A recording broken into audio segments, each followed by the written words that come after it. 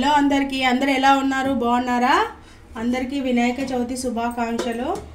అందరూ ఎలా ఉన్నారు? బాగున్నారా? ఈరోజు నేను తిమ్మికూర చేస్తున్నాను. వినాయకుని పండుగ రోజు కంపల్సరీ వండుకుంటారు కదా.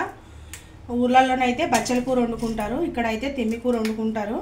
ఒక్కొక్కరి ఇష్టము. ఇప్పుడు వినాయక చవితి అప్పుడే మనకి తిమ్మికూర అనేది వస్తుంది. చూడండి, నేను నీట్గా వాష్ చేసి పెట్టుకున్నాను. ఏరేసి తిమ్మికూర అంటే ఇలా ఉంటుంది.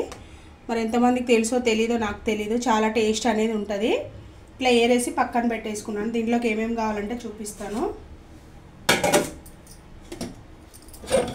పప్పు కడిగేసి పెట్టేసుకున్నాను, తొందరగా ఉడుకుతుందని. పచ్చిమిర్చి, కారానికి సరిపడా పచ్చిమిర్చి, చింతకాయలు, మన పులుపుకి సరిపడిన చింతకాయలు. ఇందులో ఎండు కారం వేసుకోవద్దు, పచ్చిమిర్చియే వేసుకోవాలి. చింతకాయలు మీ పులుపుకు తగ్గట్టుగా వేసుకోండి. పచ్చిమిర్చి. ఇప్పుడు ఈ తిమ్మికూర ఇందులో వేసేసేయాలి. కుక్కర్లో వేసేసి మనం పప్పు ఉడికేంతవరకు విజిల్స్ అనేది పెట్టుకోవాలి.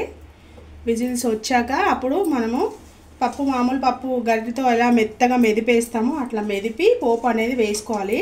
కానీ టేస్ట్ అనేది చాలా బాగుంటుంది. వినాయక చవితి అప్పుడే దొరుకుతుంది తిమ్మికూర.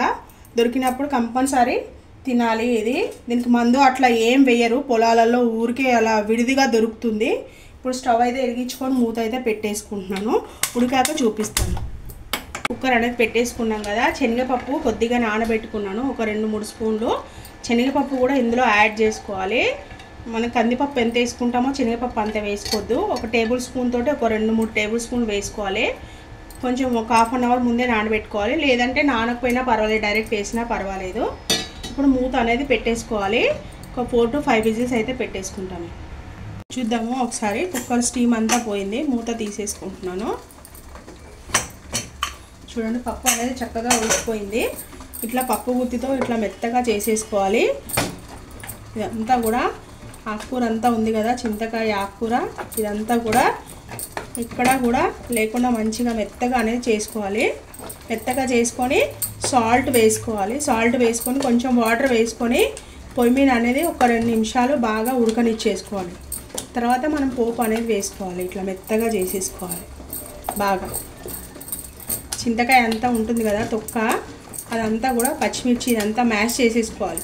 ఇంకా కారం అనేది వేసుకోవద్దు, పచ్చిమిర్చి వేసాం కదా అదే సరిపోతుంది. ఎండిన కారం వేస్తే టేస్ట్ బాగోదు. ఇట్లా చేసేసుకొని కొంచెము సాల్ట్ వేసుకొని వాటర్ వేసుకొని ఒక 2 నిమిషాలు అయితే ఉడకనిచ్చేస్తాం. చూడండి, పప్పు అనేది మంచిగా కూడా పప్పు గుత్తితో మెత్తగా చేసేసుకున్నాను. అంతా కూడా అంతా కూడా మ్యాష్ అయిపోయింది. చూడండి, ఇప్పుడు పోపు పెట్టేసుకుంటున్నాను. కడాయి పక్కకు షిఫ్ట్ చేసేసి ఇంకో కడాయి పెట్టుకుంటున్నాను. కొంచెం కడాయి హీట్ ఎక్కాలి. చూడండి, ఆయిల్ అనేది వేసాను పోపుకి సరిపడగా. కడాయి హీట్ ఎక్కింది కదా, పోపు సామాన్లన్నీ వేసేద్దాము. పప్పులో కొంచెం మినపప్పు, శనగపప్పు, ఆవాలు, జీలకర్ర, ఇవన్నీ కొంచెం చిటపటలాడాలి. ఎండుమిర్చి, పప్పులో ఎండుమిర్చి వేసుకుంటే చాలా టేస్ట్ ఉంటుంది. మనం తింటే కూడా ఆయిల్లో ఫ్రై అయ్యి మంచి టేస్ట్ అనేది వస్తుంది. చూడండి, మంచిగా ఫ్రై అవుతుంది. కొంచెం ఫ్రై అవ్వాలి. కొద్దిగా కరివేపాకు, కొంచెం ఫ్రై అయ్యాక వేద్దాము కరివేపాకు అనేది.